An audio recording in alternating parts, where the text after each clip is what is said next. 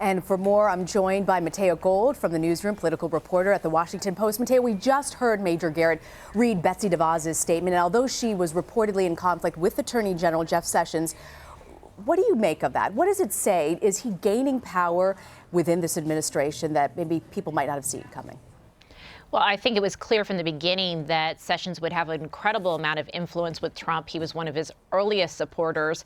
He helped really shape then candidate Trump's policy priorities. And what I think we are seeing here is the first real test of the pecking order in the cabinet. Betsy DeVos's allies have made it clear that she supports the rights of gay, lesbian, and transgender students. And it sounds like she was uncomfortable with how this was rolled out, but went along with it. She does not have a strong personal relationship with the president. And really, this was Sessions who is driving this change at this moment. Do you think he'll have an increasingly greater presence when it comes to domestic policy as well, Matea? Well, he has a huge portfolio as the Attorney General, and we know that he already has very strong views on how he believes prosecutors should approach their jobs, the role of immigration in this country. So I expect that he will have the ear of the president on many issues. You know, the New York Times says that this shows how Mr. Trump is, quote, bowing to pressure from the religious right and contradicting his own personal views. What do you make sense? What's your sense on that one?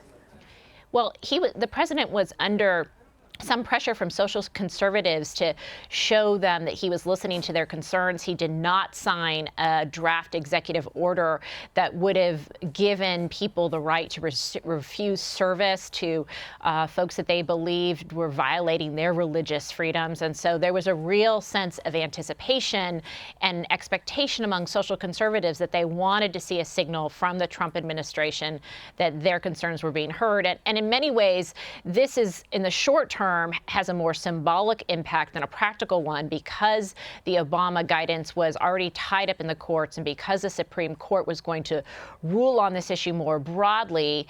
This is not going to have an enormous change of policy right now, but what it does do is it really cheers social conservatives who did not like this guidance that came out of the Obama administration, and it has really inflamed and alarmed supporters of gays, lesbians, and transgender students who feel they need more protection from the federal government.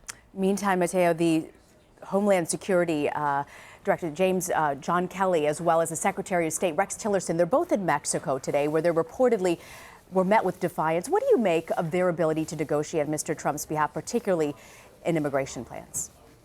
It's very difficult right now, I think, for world leaders to have a sense of who in the administration is really speaking for the president.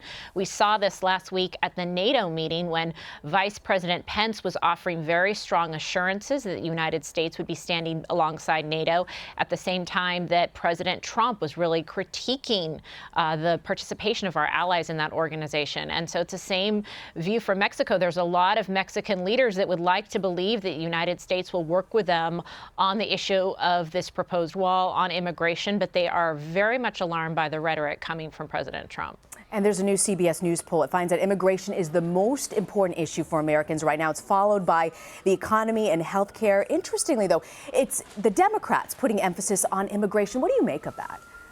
Well, there's clearly an effort to reach out to Latinos who are incredibly upset about this new emphasis on deportation. There's a broader effort now through DHS to deport people who are here without documentation. And this is causing a great amount of distress in immigrant communities. And I think Democrats see an opening to really win over a larger share of this community to their side and to really come out and force and protest these policies. Interestingly, though, that same poll shows that 39% of adults support the idea of a border wall, but 58% oppose it. Are you surprised? Well, I think it depends on where you live, and you hear from people in border communities who feel the fallout of the wall or the potential wall in various ways, that they have very strong opinions. Some people really feel strongly that they like the ability to kind of go back and forth, that there's an incredible amount of commerce that happens across the border in some locations. Other locations have really been impacted by the trafficking of not only people but drugs, and so they'd like to see a crackdown. So I think a lot of this is depending really what part of the geography you're coming from. Before we let you go, I want to ask you about the economy. The president touted that companies today are announcing new jobs in the United States and slammed current trade deals. But How can he really give credit to this administration? Where do you see the plans that are in the works going right now when it comes to the economy? Well, they're clearly seizing on the boost in the stock market and job growth in the last few months as evidence of a reaction to President Trump's election, which comes after months of Trump, the candidate, sort of denying the fact that these numbers were real when they were coming out of the government. So I think that is a bit of a juggling act for them now to embrace these figures as legitimate. But they are going to have to, in the long term, show the impact of their policies. And we're already seeing the new Treasury Secretary talk about major tax reform coming down the pike this year. And that's going to be, I think, one of the first tests of the economic policies of this administration.